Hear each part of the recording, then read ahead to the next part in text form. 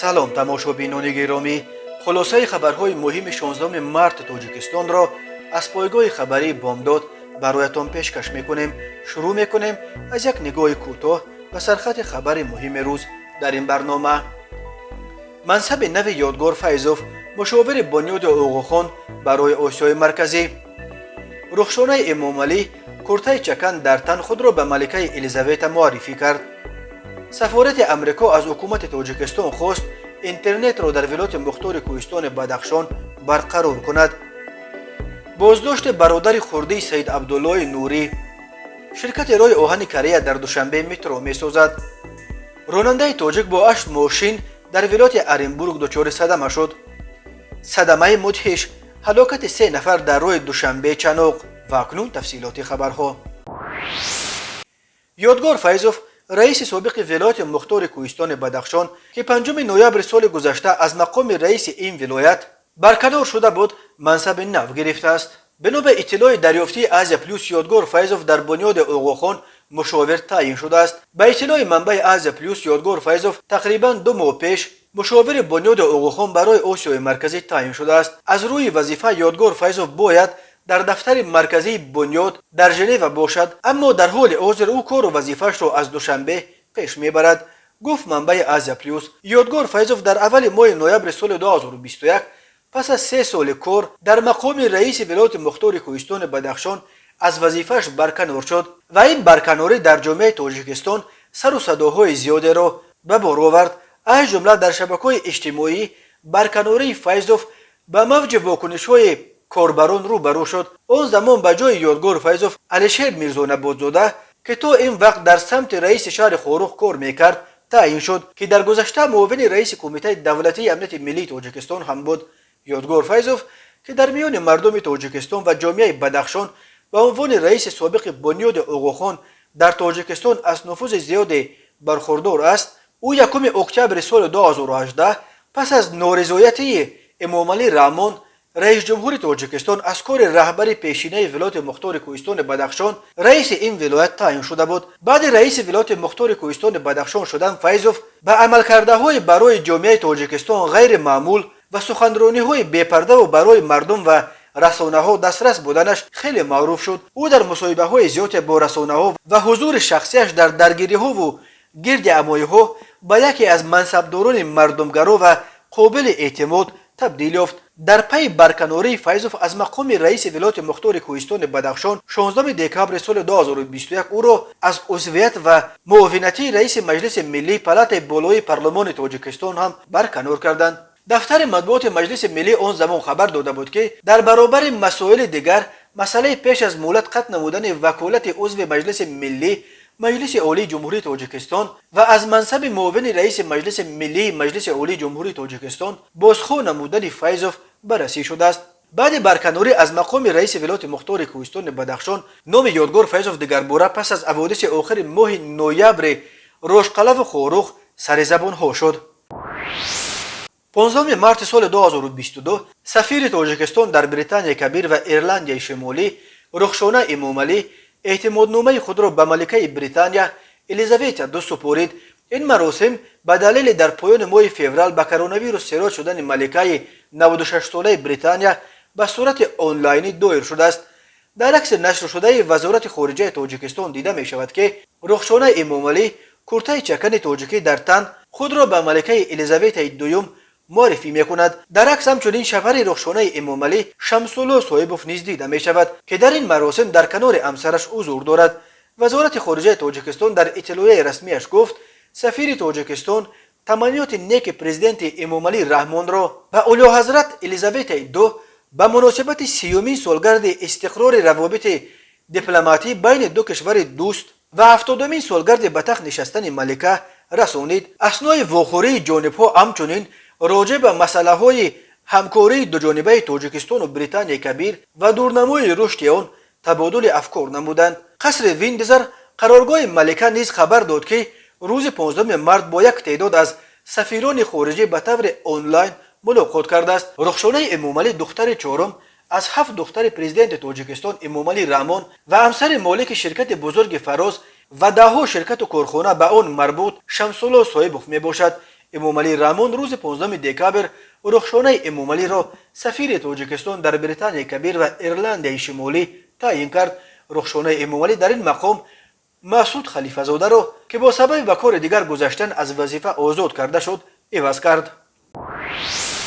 سفارت امریکا در تاجیکستان روز 16 مارس با نشر یک بیانیه ویژه از حکومت تاجیکستان خواست که به آزادی اطلاعات احترام بگذارد و دسترسی کامل ساکنان ولایت مختار کوهستان بدخشان به اینترنت را برقرار کند. ساکنان بدخشان از پایان ماه نوامبر به این طرف به اینترنت دسترسی ندارند. سفارت امریکا در بیانیه‌اش که در صفحه سفارت در فیسبوک نشر شد نوشت 16 مارس در ایالات متحده آمریکا به عنوان روز آزادی اطلاعات جشن گرفته می شود. بر اساس اعلامیه جهانی حقوق بشر که توسط کشورهای عضو سازمان ملل متحد قبول شده است، هر یک انسان حقوق آزادی عقیده و بیان دارد.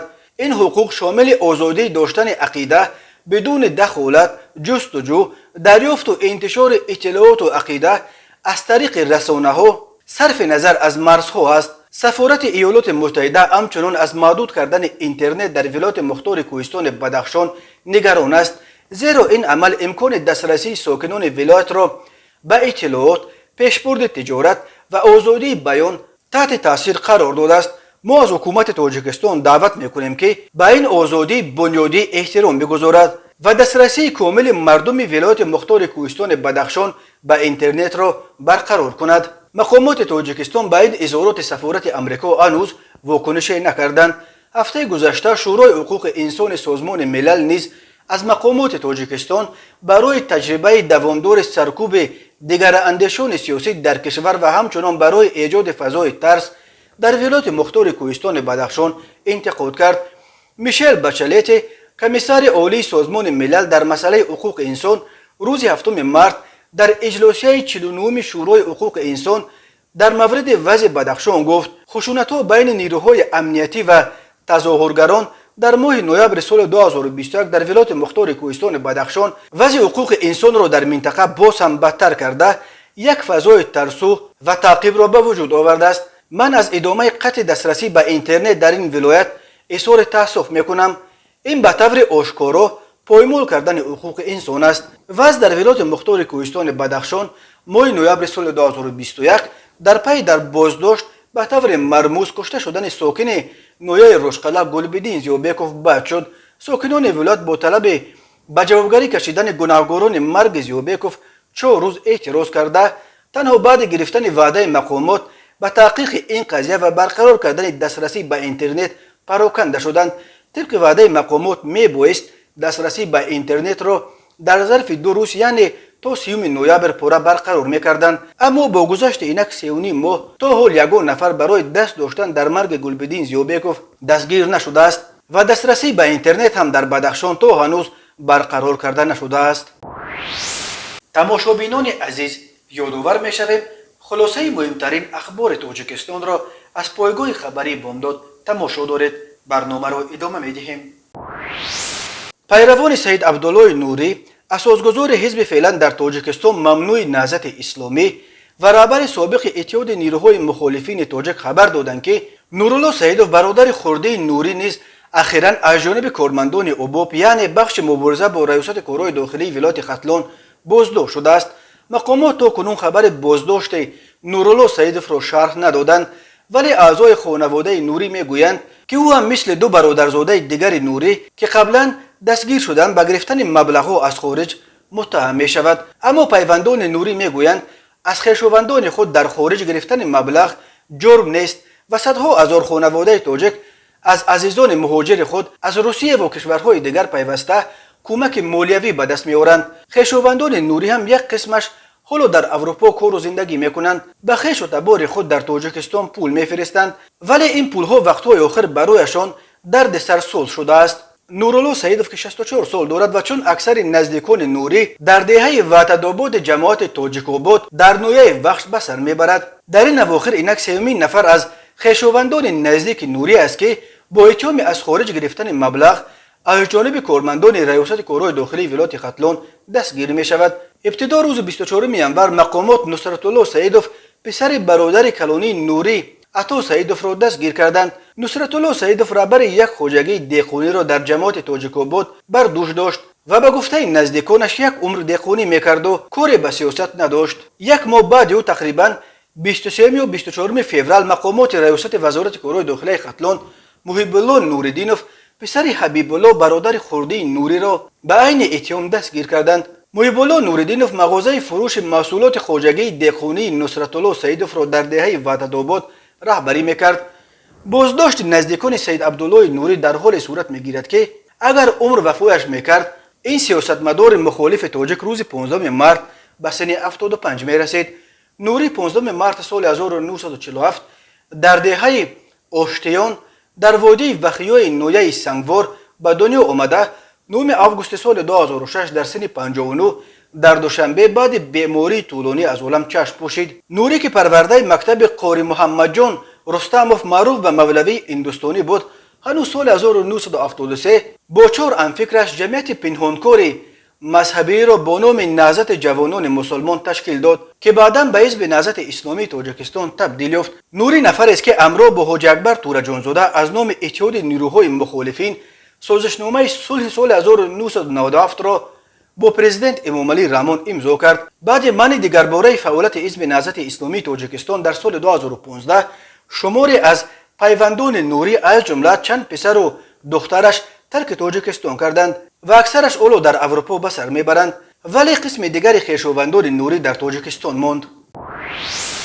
وزارت نقلیات تاجیکستان در سامانه رسمیش خبر داد که سانحه 14 مارت سال 2022 در این وزارت مراسم امضای یادداشت تفاهم بین وزارت نقلیات جمهوری تاجیکستان و شرکت ملی راه آهن کره اوید به ساختمان مترو در شهر دوشنبه برگزار گردید. یادداشت تفاهم را وزیر نقلیات تاجیکستان عظیم ابراهیم و از جانب شرکت راه آهن ملی کره دیرکتور اجرایی راه آهن ملی کره جناب کیم خانگ یونگ به امضا رسانیدند. وزیر نقلیات در این مراسم گفت امضای این تفاهم نامه زمینه همکاری ها برای ماندن همکاری های متقابلا سودمند فراهم آورده امکان میدهد که همکاری های دو جانبه نهادهایمان را قوی نماییم و با این وسیله امکانیت جلب شرکت راه آهن ملی کره برای تطبیق دیگر لایه‌های سرمایه گذاری ساحه نقلیات را که اهمیت منطقوی دارند وسیع سازیم. بنیاد مترو در دوشنبه یکی از وعده‌های پیش از انتخاباتی نامزد به پرزیدنتی عبدالحلیم غفاروف در انتخابات پرزیدنتی سال 2020 بود. چون اهالی پایتخت از 1 میلیون نفر عبور کرده است باید در دوشنبه مترو ساخته شود. موافق ریلیف شهر آن میتواند در بعضی جایها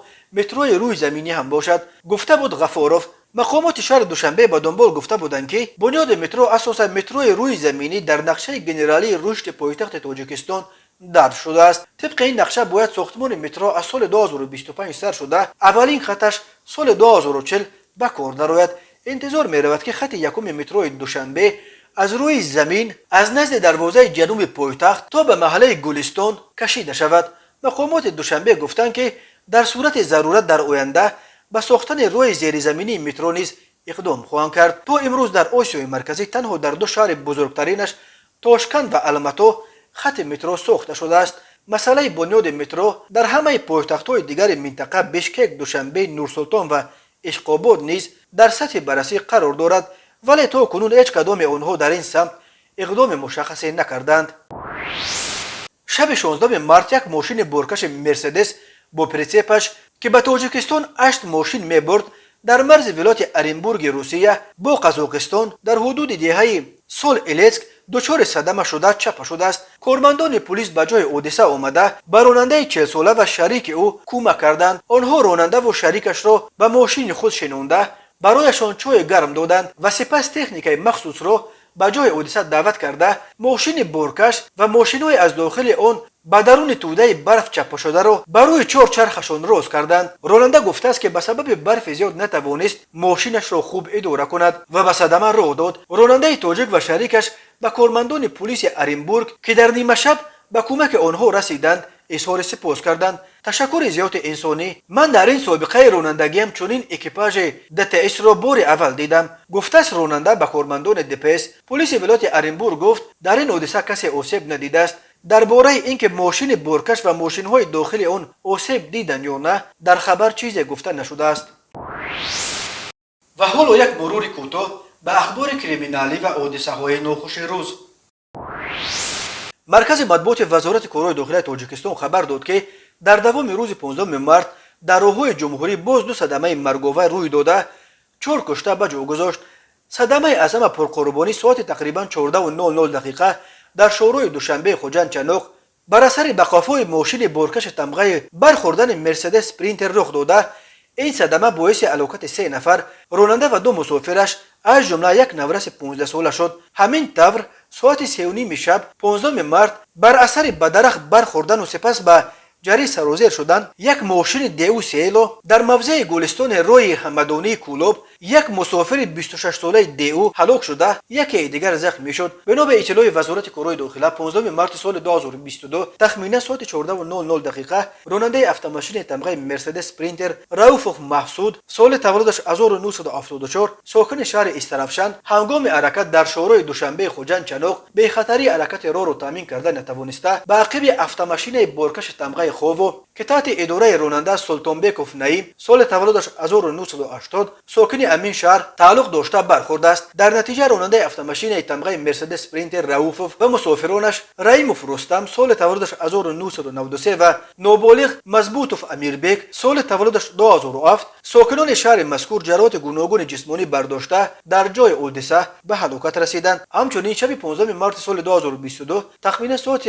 03:30 دقیقه راننده اتومبیل تمغه دیو سیلو سعیدوف غیرت سال تولدش 1995 ساکن نویه حمدانی هنگام حرکت در روی اتومبیلگرد حمدانی کلوب در حدود دهه گلستان نویه مذکور از عهده اداره واسطه نقلیات نبرآمده به درخت توت کنار چپ رو برخورده است، سپس در داخل کانال آبگذر چپه شده است. در نتیجه مسافر اتومبیل قلندروف سیدامیر سال تولدش 1996 ساکن دهه سیروب نویه حمدانی جراحات وزن جسمانی برداشته در جای حادثه به هلاکت رسیده است. مسافر دیگر اتومبیل مذکور گدایف بختیار سال تولدش 1996 ساکن امین نویه جراحات جسمانی برداشته در بیمارخانه بستری گردیده است. تحقیق این دو حادثه ادامه دارد. بنا به امور رسمی وزارت کارهای داخلی تاجیکستان سال 2021 بر اثر 1102 صدمه نقلیاتی در راههای این کشور 395 نفر به هلاکت رسیده، 1218 نفر جراحات جسمانی برداشتند. متاسفانه دهها تن از قربانیان این صدمه ها